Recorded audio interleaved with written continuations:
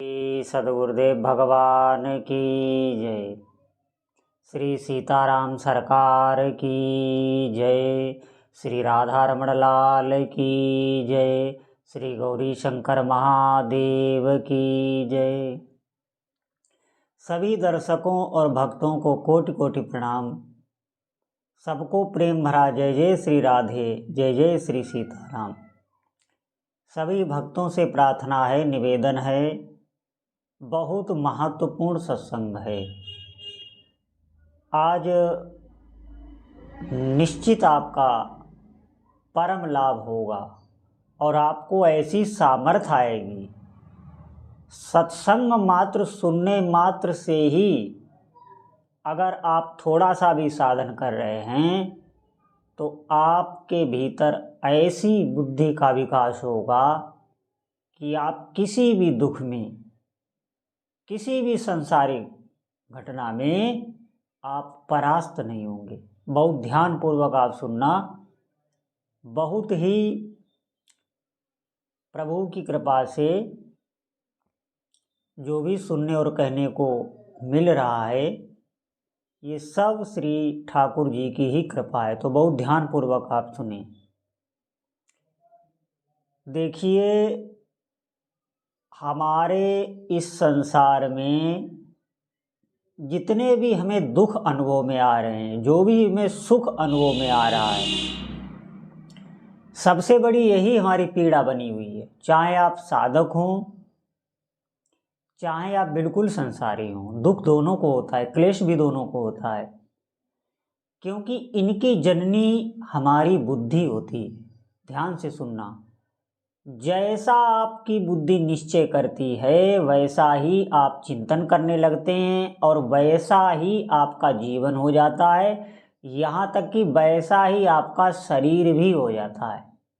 जैसे आप ध्यान से सुने, जैसे आपको कोई प्रमाणित व्यक्ति जिस पर आप बहुत विश्वास करते हो और वो आपको बता दे कि आपको ये रोग हो गया है, अब आपके लिए बहुत खतरा है, कोई प्रमाणिक डॉक्टर आदि, और वो बता दे आपको, मैं कह रहा हूँ कि जैसे उसने झूठ ही आपको बता दिया, अब आपकी बुद्धि ने निश्चय कर लिया तो आप देखना आपको वैसा ही अनुभव में आने लगेगा। निश्चित आप इस बात को समझिए। ये मैं बुद्धि की प्रवीणता, बुद्धि की शक्ति बता रहा हूँ। वैसा ही आपको अनुभव में आने लगेगा और वैसा ही आपका चिंतन बनने लगेगा और हो सकता है आप बीमार भी हो जाएं। और आपको कितना बड़ा रोग क्यों न हो, वही बात आपको उलट के बता दी जाए कि आपको कोई रोग नहीं है, ये आपके टेस्ट हैं और आप बिल्कुल सही हैं, आपको रोग है, लेकिन आप निश्चित मानिए आप स्वस्थ हो जाएंगे। ये है बुद्धि के निश्चय करने के बाद जो चिंतन से शक्ति उत्पन्न होती है, उससे शरीर में रस उत्पन्न होते, उसी प्रकार का शरीर में भी क्रिया होने लगती है। ध्यान देना। जैसे आप समझें, जो इस जगत में दो ही सुखी होते हैं, एक तो बिल्कुल पागल व्यक्ति और एक ज्ञानी जिसे भगवान का अनुभव हो चुका है, आत्म साक्षात्कार हो चुका है। दो ही सुखी होंगे, क्योंकि ये तो बुद्धि से हटा हुआ है जो पागल है, और जिसे आत्म साक्षात्कार हुआ है वो बुद्धि से परे हो गया है, प्रभु से मिल चुका है। इसीलिए, और बीच वाले जितने हैं वो सब दुखी हैं। ध्यान देना। दुख का कारण हमारी ये बुद्धि ही होती है। इसमें ये एक संसार का अंश है। मैंने कई बार कहा संसार का अंश है ये संसार से हटके कुछ नहीं सोच सकती। जैसे जब तक आप जागृत हैं तब तक आप देखना आपको बहुत प्रकार के क्लेश बने हुए हैं, कहीं यहाँ जाना वहाँ जाना, ये दुख वो दुख, ये चिंता वो चिंता, कई प्रकार के क्लेश बने हुए। जब जागृत हैं आपके, आप पूरे दिन व्यस्त रहे, शाम को जब आप बिस्तर पे गए, ज्यों ही बुद्धि आपकी स्वप्न में गई, क्योंकि शरीर आपका शिथिल हुआ तो बुद्धि स्वप्न में चली जाती, अभी सुषुप्ति में नहीं गई। तो स्वप्न में भी, स्वप्न में क्या होता है, कि बुद्धि का जो आपका शरीर है इससे संपर्क हट जाता है, इंद्रियों का संपर्क हट जाता है, आँख नाक कान जिनसे बुद्धि हर चीज़ अनुभव करती है, तब ना निश्चय करती, इनसे ही हर चीज़ अनुभव करती। तो स्वप्न में बुद्धि की ये शरीर छिन गया, एक तरीके से समझें। अब बुद्धि स्वप्न में आपको क्लेश दे रही है, स्वप्न में भी ये हो रहा है वो हो रहा है, कहीं आप उड़ रहे हैं, कोई मारने को दौड़ रहा है, कहीं कुछ, शरीर के अनुभव को लेकर ही बुद्धि स्वप्न देखती है। ध्यान देना हमारी बात। अब जब स्वप्न से, अभी स्वप्न में आप पीड़ित ही हो, क्योंकि स्वप्न का जो भी भय या जो भी है उसका शरीर पर भी असर पड़ता है। अब स्वप्न में जब बुद्धि सुषुप्ति में गई, अब बुद्धि सो गई, बुद्धि का संपर्क इस संसार से हट गया, संसार से भी हट गया, उसका जो अनुभव है वो सुषुप्ति में चला गया, प्रभु से नहीं मिला। बहुत लोग ये कहते हैं कि सुषुप्ति में हम भगवान से मिलते हैं, नहीं, आप कहीं नहीं मिलते हो, बस संसार का विस्मरण हो जाता है। इसीलिए सुषुप्ति में आनंद की प्राप्ति तो मैं नहीं कहूँगा, तमोगुणी सुख है, वो तमोगुणी सुख मिलता है उसमें, इसीलिए उसमें इंद्रियों को तृप्ति मिल जाती है। आप देखना सुषुप्ति के बाद ही आप तरोताज़ा महसूस करेंगे। ये कैसे मिला आपको कि आपकी बुद्धि संसार से हट गई, विस्मरण हो गया संसार को, तो आप सुखी हो गए। अब आप ध्यान दें इस बात पर, सुख दुख का कारण क्या है। अब यही बात आप ध्यान देना, जब हमारी बुद्धि सुषुप्ति में सुख को प्राप्त करती तो हमारी इंद्रियों में फिर ताजगी, क्योंकि ये इंद्रियों से जो बराबर जागृत में बुद्धि लेती रहती है, मन बुद्धि, तो ये इंद्रियों को भी थकान आ जाती है।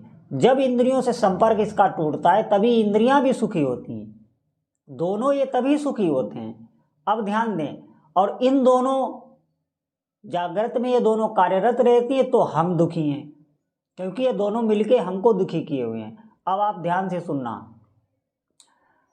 यही बुद्धि जो आपको जागृत में स्वप्न में क्लेश देती, इसी बुद्धि को लोग शिथिल करने के लिए भांति भांति के नशा आदि करने लगते। नशे में क्या होता है, नशा जो किया जाता है उसमें बुद्धि को शिथिल कर देते हैं। बुद्धि सुषुप्ति में नहीं गई, बुद्धि स्वप्न में भी नहीं गई, आप जागृत हैं, चल फिर रहे हैं, हर बात है, लेकिन बुद्धि को ये नशा शिथिल कर देता है, तो उसमें उसे सुख का अनुभव होता है। इसीलिए नशे की लोगों को लत पड़ जाती है।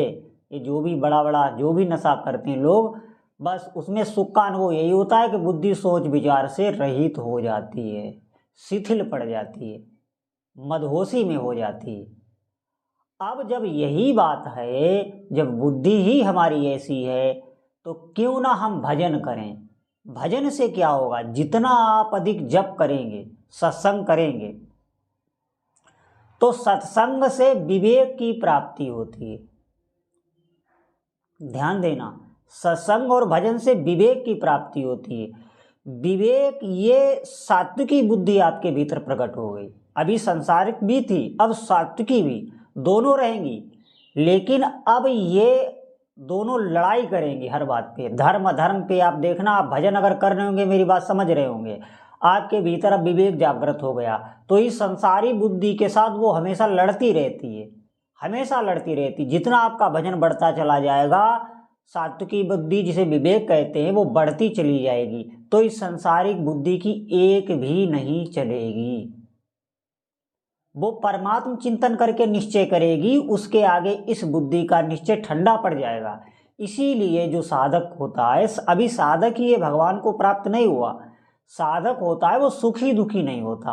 आप देखना, आप अगर अधिक भजन नाम जब कर रहे हैं, तो कोई भी आपके साथ घटना हुई, किसी ने आपकी निंदा कर दी, कुछ भी हुआ, तो थोड़ी देर ही वो आपको व्याप्त होगा, थोड़ी देर ही वो आपको कष्ट देगा, उसके बाद में देखना आप बिल्कुल आप फिट हो जाओगे, वो असर नहीं कर पाएगा। क्यों?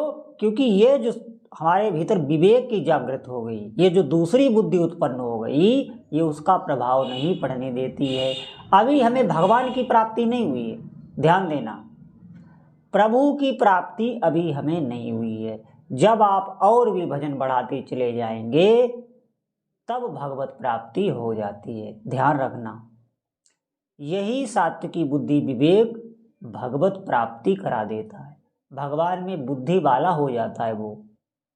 अब क्या होता है कि अखंड आनंद की प्राप्ति उसे हो जाती है, और ये जो सांसारिक बुद्धि है इससे सब सांसारिक कार्य उसके होते रहते हैं। इसीलिए जो भगवत प्राप्त संत होते हैं, जिनकी भगवान में निरंतर बुद्धि लगी हुई है, वो सांसारिक भी कार्य करते रहते हैं। ऐसा नहीं है मरने के बाद ये सब होता है, नहीं, सांसारिक भी वो कार्य करते रहते हैं, व्यवहार में भी हैं और भगवान में भी स्थित हैं। ना तो उन्हें समाधि की आवश्यकता पड़ी, ना ध्यान की आवश्यकता पड़ी, किसी की भी आवश्यकता उन्हें नहीं पड़ी। ये नाम जपने ही उनको वहाँ तक पहुँचा दिया। समाधि में क्या है, समाधि में इस संसार से बिल्कुल कनेक्शन कट जाता है, लेकिन वो ज्ञान में रहता है, मैं हूँ ऐसा उसे अनुभव रहता है, इसी को समाधि कहते हैं। सुषुप्ति में क्या है, सुषुप्ति में संसार का बिल्कुल विस्मरण हो जाता है और मैं हूँ ऐसा अनुभव नहीं होता है। सुषुप्ति में कहाँ अनुभव होता है, ये जगने के बाद होता है कि मैं बहुत अच्छी नींद सोया, ये जगने के बाद होगा सुषुप्ति में। लेकिन समाधि में निरंतर अपनी स्मृति बनी रहती है और संसार से बिल्कुल विस्मरण होता है, इसलिए समाधि वालों को कोई दुख नहीं होता। तो हम क्यों ना भगवान का भजन करें, सबसे सरल मार्ग भगवान से अखंड आनंद की प्राप्ति, और संसार के भी कार्य सब भगवत स्वरूप होके आप करने लगेंगे। बहुत दिव्य मार्ग है, आप ध्यान देकर इस पर चिंतन करें और अधिक से अधिक नाम जप करें तो विवेक आपके भीतर प्रकट हो जाएगा। बोलो जय जय श्री सीताराम।